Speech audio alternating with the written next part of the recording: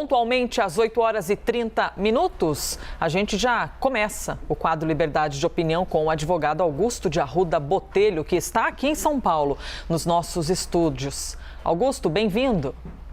Bom dia, Elisa. Bom dia a todas e todos. Bom dia para você. Vamos em frente, então, com o nosso primeiro assunto. O Ministério Público de São Paulo criou uma força-tarefa para apurar o caso da operadora de saúde Prevent Senior. Ao todo, 4 promotores do Tribunal do Júri vão compor o colegiado, que vai apurar se a aplicação de remédios sem eficácia comprovada contra a Covid em pacientes da Prevent Senior que morreram configura crime de homicídio. Augusto, como você avalia a criação dessa força-tarefa e mais, na sua opinião, a aplicação de remédios que não têm eficácia comprovada em pacientes que morreram configura crime de homicídio?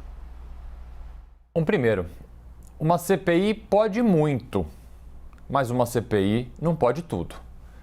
A CPI investiga, a CPI ouve pessoas, mas uma CPI não julga, CPI não pode propor uma série de medidas cautelares. A CPI tem poderes limitados.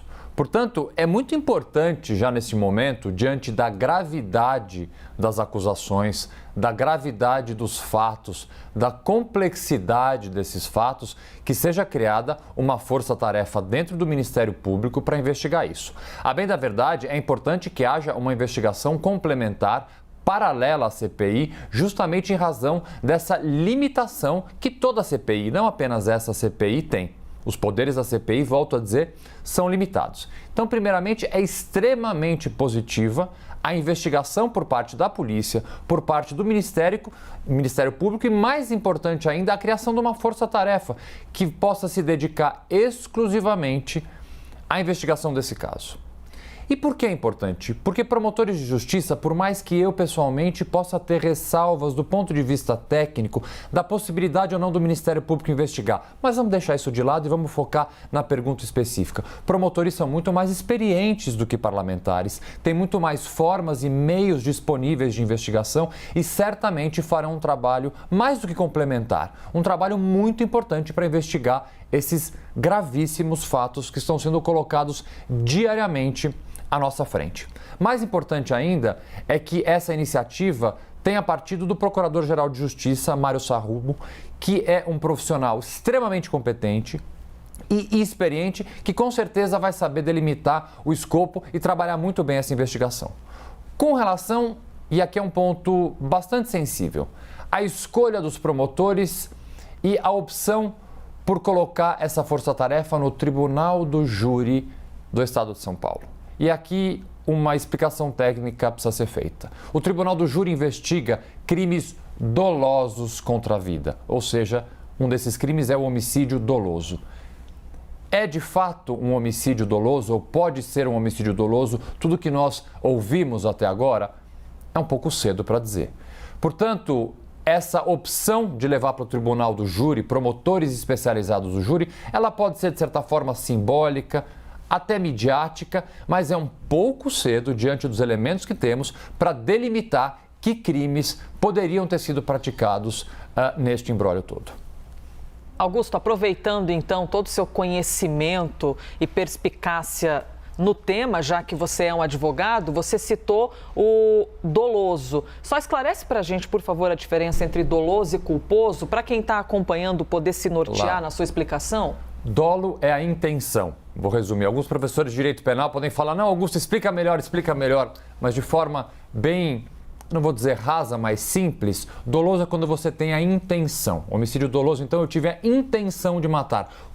A culpa ela pode ocorrer por negligência, imperícia ou imprudência.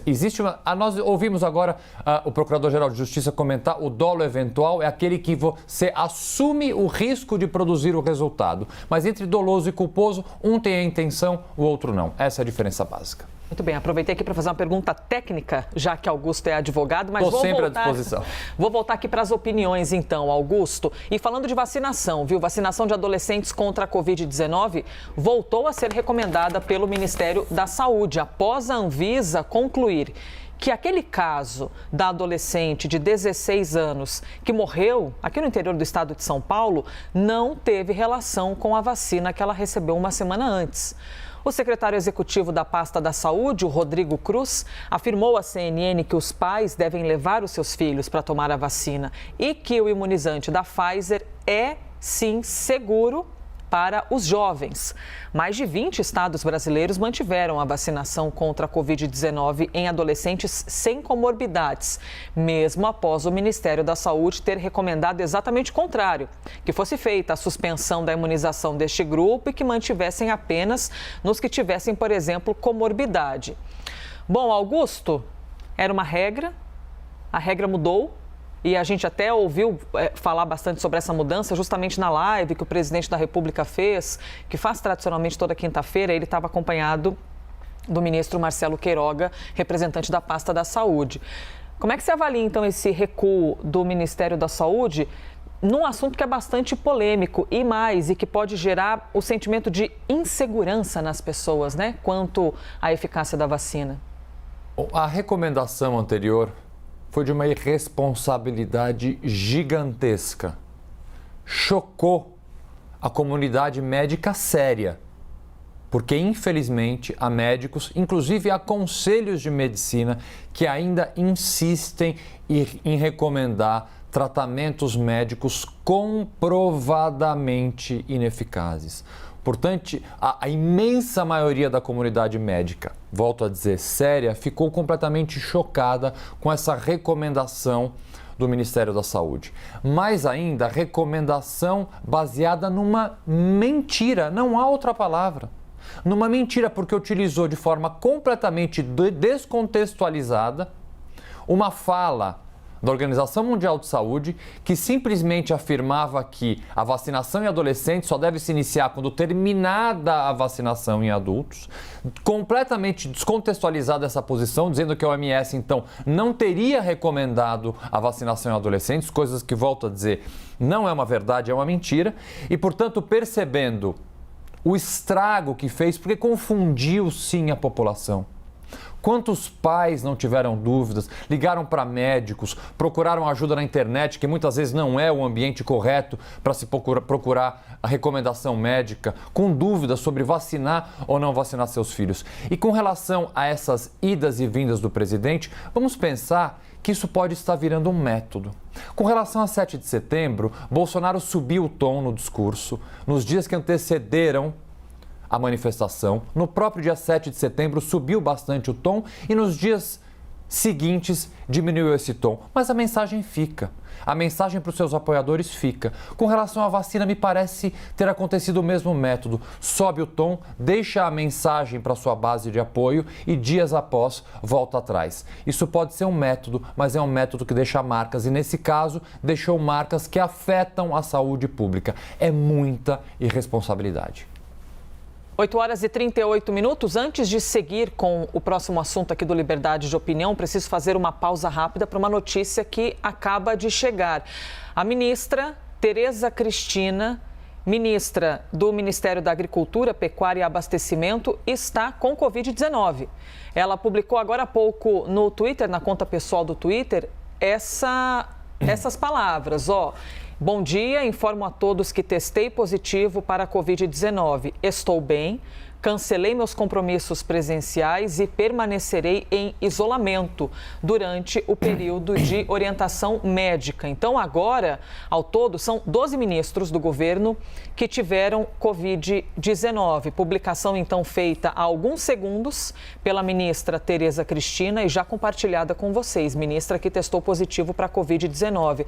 Aproveito para reiterar aqui uma observação. Ontem, na live, o presidente da República citou que 2 pessoas importantes, relevantes, possivelmente integrantes do governo federal, estavam infectados por Covid-19. E o próprio presidente disse, não vou aqui dizer, prometi que não diria, não vou expor essas pessoas, vou deixar que elas mesmas se pronunciem. E agora vimos, então, a publicação da ministra Tereza Cristina. Aguardamos, então, qual seria essa segunda pessoa infectada, que em breve deve ou não se posicionar publicamente.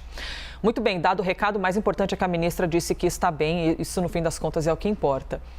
Augusto, voltando então aqui para o nosso Liberdade de Opinião, CPI da pandemia. A comissão aprovou a quebra de sigilos do diretor da Precisa Medicamentos, Danilo Trento. Essa medida foi adotada após o empresário se recusar, em boa parte das vezes, a responder às perguntas durante o depoimento. Vamos ver. Parceiro ou empregado de Maximiano? Eu sou o diretor da Precisa Medicamentos, diretor institucional. Diretor institucional, mas é remunerado para tanto por Maximiano, pela Precisa, ou participa societariamente? Ou através de uma outra empresa? Senhor senador, com devido respeito, irei exercer o direito a mim assegurado e permanecer em silêncio. Dizem que o ex-presidente, já falecido, teria se matado, Getúlio Vargas. E a informação, o senhor participou desse evento com Getúlio Vargas, na morte dele?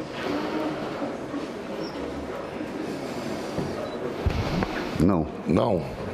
Então eu vou entender que todas as vezes que ele não responder é um sim, tá, o senador Renan? Perfeito. Correto? Porque como ele respondeu que ele não participou da morte do Getúlio Vargas, ele disse não. Então, todas as vezes que ele disser para os senadores ou senadores que o questionarem que ele vai permanecer em silêncio, nós entenderemos na CPI como um sim. E tiramos as nossas conclusões depois. Augusto, depois de ver esse momento, eu vou acrescentar uma informação primeiro para fazer a pergunta, mas o meu desejo seria lhe perguntar até que ponto é o limite da postura dos senadores com os interrogados, independentemente de quem seja esse interrogado, a ponto de expor até a constrangimentos, né, por meio dessas perguntas feitas pelos senadores. E não estamos aqui para julgar a postura, mas até uma reflexão de qual seria o limite, até porque os interrogados ficam ali, evidentemente, constrangidos com algumas posturas. Mas eu não vou lhe perguntar isso porque eu preciso trazer mais uma informação e seguir a regrinha. Durante o depoimento, Danilo Trento afirmou não ter participado da negociação da Covaxin com o governo federal e garantiu não ter tido contato com o líder do governo na Câmara, o deputado Ricardo Barros, que é investigado pela CPI no caso que envolve a negociação dessa vacina indiana. Pois bem, como você avalia então o depoimento de ontem de Danilo Trento à CPI da pandemia, Augusto? Bom, primeiro vamos falar, que eu acho importante, a extensão e o direito ao silêncio, porque isso foi muito usado ontem. O direito ao silêncio é uma garantia constitucional extremamente importante e ela deriva do direito de não produzir prova contra si. Por mais que para o espectador, para quem esteja acompanhando a CPI, pode parecer algo estranho, é um direito constitucional extremamente relevante que todos nós temos. E é um direito absolutamente amplo. Eu posso não responder o que eu quiser, posso não responder a nenhuma pergunta, com uma exceção. Por exemplo, essa pergunta do salário, ele é obrigado a responder. Então, dados qualificativos, aonde eu trabalho, o meu endereço, minha filiação, até o salário, o valor que eu recebo, dados então qualificativos de certa forma, a jurisprudência entende que eu tenho que responder. Além disso, eu posso simplesmente ficar em silêncio ou optar por responder ou não responder pergunta A, B ou C. E essa decisão do que responder cabe a mim, não cabe a quem está perguntando. Há algumas decisões do Supremo que deixam uma margem de interpretação que eu entendo ser um pouco perigosa, que dizem o seguinte: olha, você pode responder aquilo que não te incrimine. Resposta sobre terceiros você tem que responder. Entendam o seguinte: essa interpretação do que pode me comprometer ou não, quem tem que fazer sou eu que estou respondendo, não quem está me perguntando. Portanto, por mais que possa incomodar, e incomoda aos senadores, essa repetição, irei permanecer em silêncio, farei uso do meu direito constitucional de permanecer em silêncio, é um direito fundamental que tem que ser respeitado independentemente da gravidade do crime ou quem esteja depondo. O depoimento ontem, então, foi de certa forma truncado, porque depoimentos em que há um parcial silêncio e uma parcial resposta são truncados. E ainda mais ontem nós vimos, infelizmente, a volta de bate-boca entre senadores. Essa CPI, ela tem se mostrado um ponto fora da curva positivo Primeiro porque é uma CPI que investiga fatos que parece que ninguém quer investigar. Essa CPI é uma CPI extremamente relevante, importante, que precisa se aprofundar e está mostrando para toda uma população uma série de possíveis crimes que precisam ser julgados, apurados e mais investigados. Mas ela precisa se afastar do palanque político. A CPI precisa se afastar do que sempre foi uma CPI. Algo que muito mais interessava aos parlamentares que estavam ali para fazer discursos do que efetivamente investigar. A CPI não pode perder o foco, não pode cair em bate-boca, precisa focar em investigar, desnudar e mostrar para a população os crimes que possivelmente foram cometidos e parece que foram muitos. 8 horas e 45 minutos, chegamos ao fim desta primeira metade do Liberdade de Opinião, protagonizada hoje pelo advogado Augusto de Arruda Botelho. Muito obrigada, Augusto. Bom dia. Bom dia para você e para todos nós.